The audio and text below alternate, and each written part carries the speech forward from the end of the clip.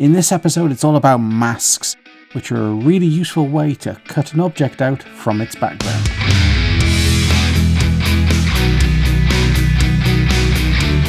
Hey, and welcome to Teaching After Effects, where in this episode we've gone back to that original shot that we'd used, and we're going to now cut our actors out from the background and put some glows on them. So we're going to use masks to do that, and then we'll have a look at the Rotobrush to do that more easily. So this is the shot that we got to in the previous episode. We've got our actors, we've trimmed the clips so that we switch to the background, and then we've added some beams and lens flares. On our actors layer, we're going to use a mask tool to cut her out. So if you select that layer and go to the point where the beam hits her. So again, current time indicator, or you could use page up and page down to go frame by frame. Right there. Yeah. Okay, so now let's split the layer. So with it being selected, hold down CTRL and Shift and tap the D key. Great. Now go to the end of that layer, because what we're going to do is isolate her, but we want him certainly to be there for now. So on the layer below, on the actors layer, This layer. yeah, drag that to the end so it matches up to the other actors layer again. And you can hold Shift and it'll snap. Drag. Okay. Great.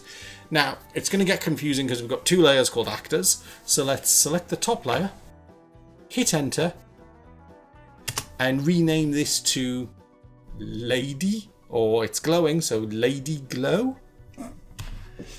Glow left. Are you opposed to Lady Glow left. I think that sounds better. Okay, so using the pen tool, which, because we did a run through, it's already selected, so the pen tool at the top is all in blue. Draw a mask around her, and if you click and drag on each point that you draw on, it will give you Bezier handles, which we can use to adjust things later. Now, it doesn't matter if it's a square pixel in here, because there are tools within the mask options to change that, and you don't have to worry too much about the edges because we will be feathering this quite a bit. Right, now you make sure you join the mask up. I thought I did. Now, if you hit MM, it will expose all the mask properties on that layer. We've got the mask path there. So let's set a keyframe for the frame that we've got it on, because we can animate the mask to change frame by frame. But just to show you the other properties quickly, if you drag on the zeros for the feather and expand it up, you'll see what it does. Go quite harshly there, you see, so we can feather it really quite easily, and again, that's something that can be keyframed. The mask opacity will start to fade the layer out because it's fading out anything that's being masked. And mask expansion will grow and shrink the layer, so you can go both smaller and larger. Okay. So set that to 0 again.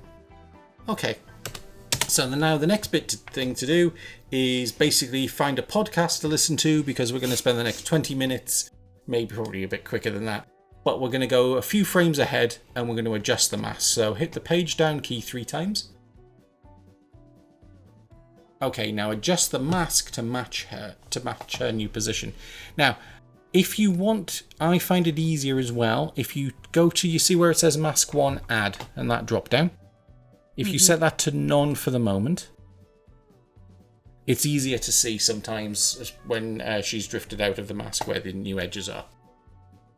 So we will join you in about 5 seconds, because we may as well speed up. Okay, and one episode of This Paranormal Life later, I know all about chupacabras, and we've got somebody cut out. If we now go back to mask 1, and on the drop down set that back to add, there we go. And if you move frame up, page up, you'll go backwards, and you'll see your cutouts.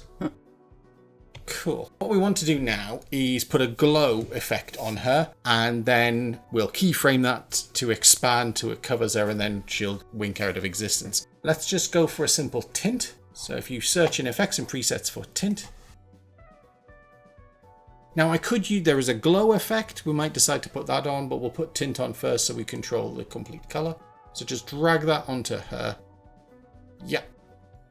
And what that does is it takes all the dark colors and makes them black, and all the white colors and makes them white, but we can change this to any color we want.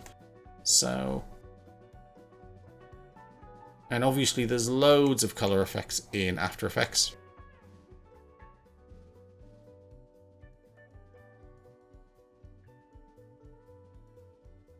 Maybe go a little yellower.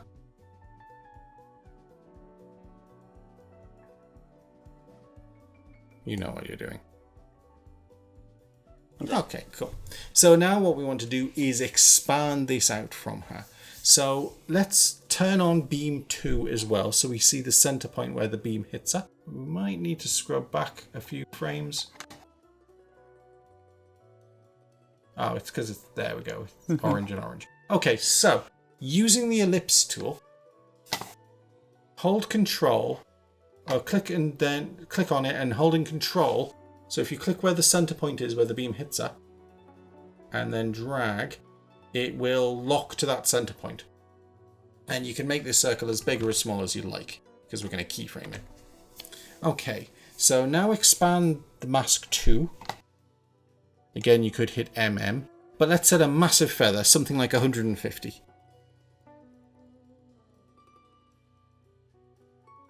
Yeah, that's fine. Now we can't see what it's doing because it's another edition mask. So let's change mask 2's add drop down to intersect. And now what it's doing is it's only showing that area. But if you start to move mask expansion, increase mask expansion up. Yeah, just click and drag. You'll see it expands the circle. Oh, yeah. But then it stops at the edges of mask 1. Right. Which is what we want. So we want to start with it sort of at 0, maybe even a little bit lower, and set a keyframe. And then right at the end of where she is, something like that, we want to drag that up so we expand it all. Yeah. Okay, that's probably fine where you had it, as soon as it hit the edges. Okay, so let's unsolo that and play that back and see what we've got. Unsolo both the layers.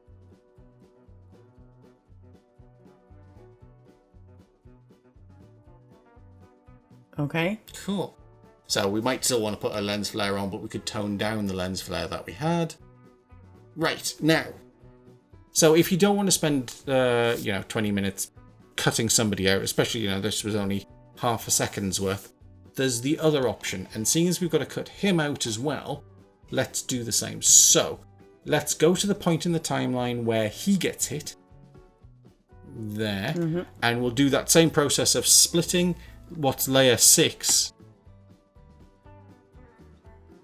So CTRL+SHIFT+D.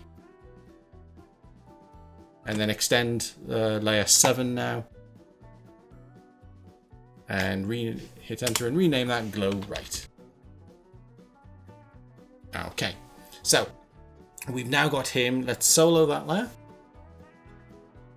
So we've now got him ready to be cut out. We could do the same thing with the masks. Let's use one of After Effects' more recent tools, which is just still really powerful. Double click on glow right.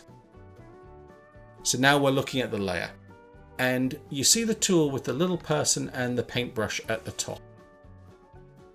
Yeah. That's the Rotobrush. And rotoscoping is the ancient visual effects art of going frame by frame, painting something in and out. Got quite a big brush there. If you hold down Control and drag upwards, it'll make it smaller. And you go the other way to make it larger. So whatever's comfortable. Now draw an outline around him. And this can be really rough because After Effects' AI will work out the image. Now we're getting a warning here because we got a frame mismatch. I swapped in slightly different videos from the last time we did this. It doesn't really matter, especially for how we're using it. There we go. Yeah, so After Effects has done its best looking at shading and things like that, but it's picked up a whole bunch.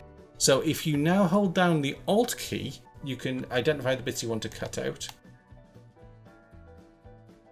Yeah, and we've also got the building at the top has got a little red outline.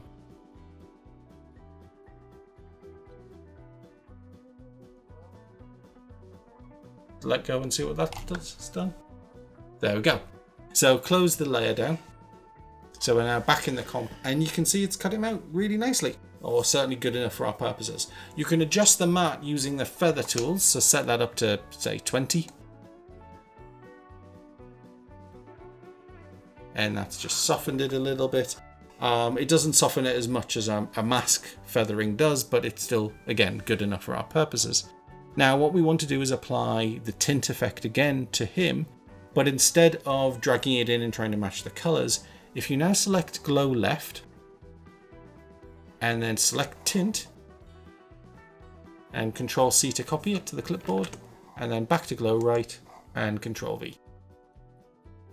Unsolo it and let's see what we've got. Cool. So now the background's not matching up too much, but it is less jarring.